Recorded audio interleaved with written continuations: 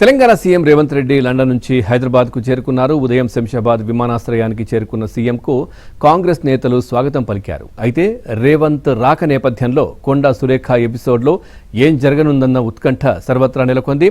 CM Revanth Reddy London పర్యటనకు వెళ్లడానికి కొన్ని గంటల ముందు కొండా సుష్మిత పటేల్ ఆయనపై అనుచిత వ్యాఖ్యలు చేశారు. అయితే ఆమె రాష్ట్ర మంత్రి కొండా సురేఖ కుమార్తె కావడంతో రాజకీయ వర్గాల్లో ఆమె వ్యాఖ్యలు ఒక్కసారిగా కలకలం రేపాయి.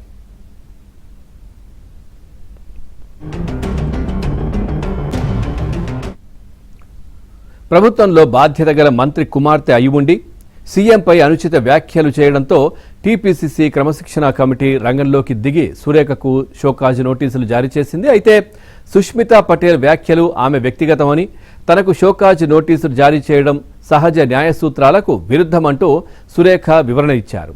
నోటీసును ఉపసంహరించుకోవాలని కోరారు. దీనిని ప్రభుత్వ విప్పులు పలువురు ఎమ్మెల్యేలు తప్పుబట్టారు. సీఎం రేవంత్ను ప్రభుత్వాన్ని బలహీనపరిచేలా సొంత కూతురు వ్యాఖ్యలు చేస్తే బాధ్యత గల మంత్రిగా ఎందుకు ఖండించలేదని ప్రశ్నించారు.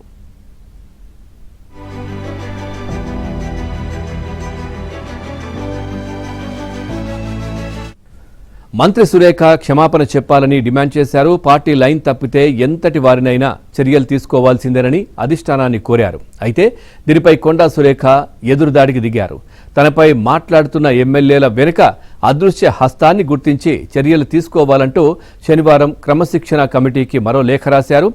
వాస్తవానికి కొండా సురేఖ ఆమె కుటుంబం పదే పదే వివాదాలకు కేంద్ర బిందువు అవుతుండడంపై అధిష్టానం ఆగ్రహంగా ఉంది.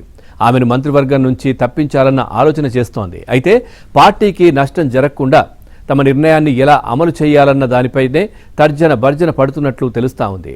ఈ విషయంలో సీఎం రేవంత్ రెడ్డి అభిప్రాయం కీలకంగా మారింది.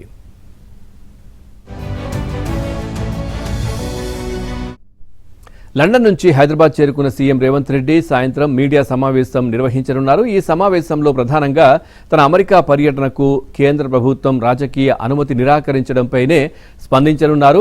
ఈ విషయంలో బీజేపీ నేతల విమర్శలకు సమాధానమిచ్చే అవకాశం ఉంది. కానీ కొండా సురేఖ ఎపిసోడ్పై ఈ సమావేశంలో స్పందిస్తారా లేదా అన్నది చర్చనీయాంశంగా మారింది.